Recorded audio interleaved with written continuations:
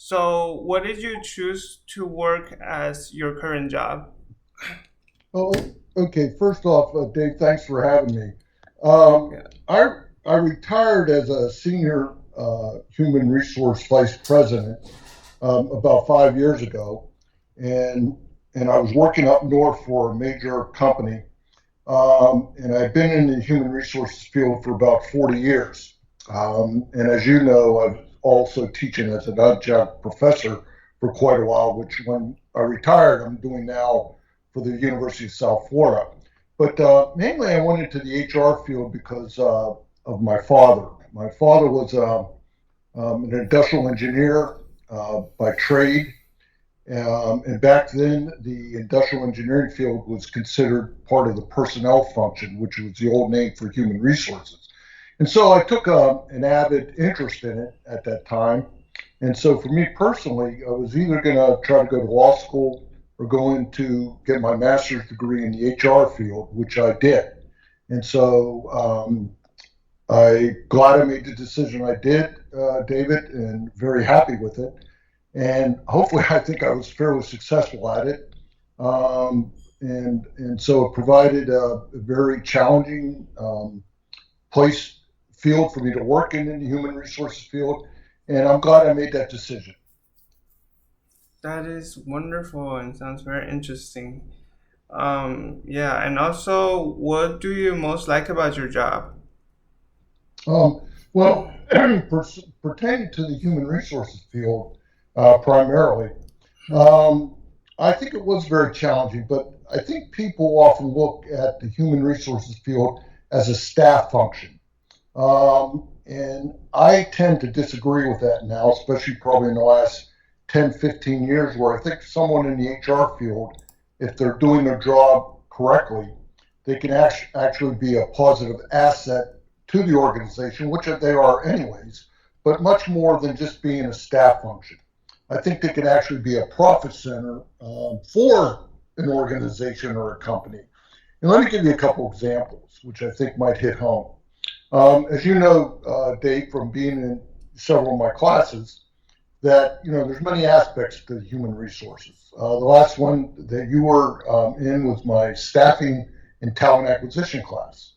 Well, again, turnover, as you know, in an organization is probably one of the most costly things for an organization to deal with. So, by having a very professional staffing organization, filling jobs on time, and also finding the right people for the positions, and also limiting turnover, that is a big cost savings for an organization. There's other aspects of HR, I believe. If you have a union and you have someone that's involved in the labor relations field, by having good relations with the union, being able to negotiate a good contract. Maybe the union doesn't go on strike. Again, you can save the organization money. You can also a major area that we haven't talked about is in the benefits area. Benefits are now for almost any companies are part of a 40% of the total compensation. What is total compensation? Well, that's a person's salary plus their benefits. So if you have a person making $100,000, 40% of that is benefits on top of that. So that means they're actually making 140,000. So companies, and that's an average 40%. So by the way, a company manages its healthcare costs by being creative, along with other benefits, because they want to make them attractive to attract people to the organization, but also to retain them, which again leads to less turnover and saves money. But managing those benefit costs becomes critical because it's becoming so expensive. Another example of that is companies that might have a pension plan. A lot of them are doing what's called freezing their pension plans and switching to a 401k or making those 401k plans for profit companies or a 403b for a nonprofit. They're actually making those more attractive to individuals. And so there's a whole strategy that goes along with those different areas. Another areas would be worker comp costs. Managing worker comp costs is critical to saving an organization money, as well as safety organizations, So having a good safety program can save a company money. Those are just a few of the examples that I would share from you with you, David, from that standpoint. So I think it's a very critical time, and I think it's very exciting because HR to me needs to be proactive, not reactive. And if you're proactive, then you stay on top of the things. And I think one of the biggest areas is when I was in HR, I always had a seat at the table with my president. I always was part of the senior staff, which I would be anyways, but I was invited to all types of critical decision making and gave input. So HR needs to be, if you go in HR, you need to be a fundamental part of that piece of the pie, whether it's a new product coming out, a new legal law that might be coming out, et cetera, et cetera. So again, I think it's very exciting. Yes, I completely agree with those insights, and I think they're very valuable. And also, what is the most challenging part about your job? Well, people say sometimes that they go into human resources because they like people. Well, I think one of the most Mm, challenging things is that you're dealing with people. People are not robots. People are not machines where you just turn them on and off. They have feelings, desires. They have motivations. They have job satisfactions. They have, um, they're complex beings as humans as we are. Being that we're in a 24/7 type of environment worldwide, dealing with other cultures and understanding doing business in foreign countries becomes very critical and very challenging. And so I think all those things involved make it exciting. It's not always easy. There's a lot of headaches and problems. And instead of using the word problems, I'll use the word opportunities that become part of that scenario. Because again, when you deal with people, you just don't flip on and off the light switch.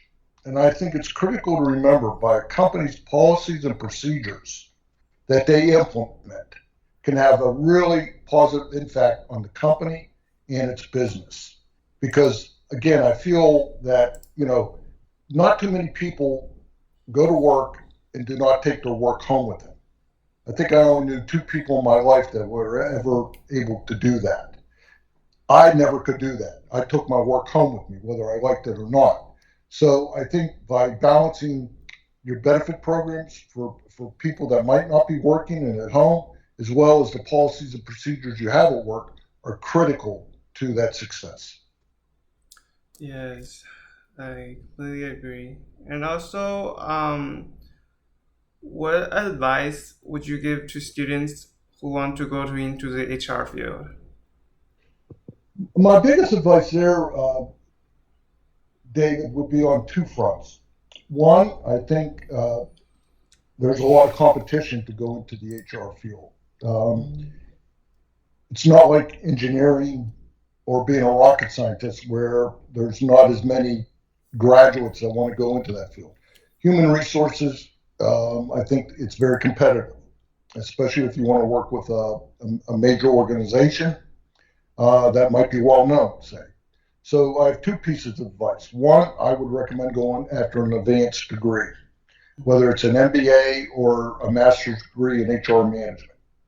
On top of that, and I think this could even be more important, is to try to get an internship where you could actually work in the HR field as an intern, or in the college recruiting area for engineers, they call it a co-op. If you could do that, I think it's very, very important. Plus, by working in an internship or co-op type experience, you get to look at the company, they get to look at you. And even more importantly, you get to live day to day what HR is about, whether they assign you to a special project or they put you in a certain area of expertise or function for you to perform. So it's a good way for you to look not just at the company, but look at the field you're getting into. Because I've known many people in my career that have actually gone into, say, HR or a field, and after a couple of years, they say, I really don't want to be doing this for a living. I don't enjoy it. And so that's not always bad. It's better to find that out before maybe you spend 2 years doing it.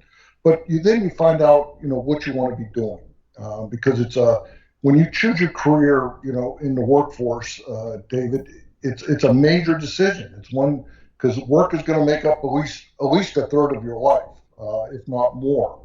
So it's important to enjoy. I once asked a very smart man I know a long time ago, and I might have even shared this in class. I asked a man, I said, "When will you retire?" And the advice I got was, "When I get up in the morning and I don't enjoy going to work anymore." And if you think about that, how powerful that comment really is. Not that everybody has that choice, uh, but you want to be able to enjoy what you do. And if you enjoy what you do, I think you're going to have much more job satisfaction and be much better at it. But to sum that up, probably those two areas would be the one to try to get an internship or co-op with a company in the HR field, and also to pursue a master's degree if you can.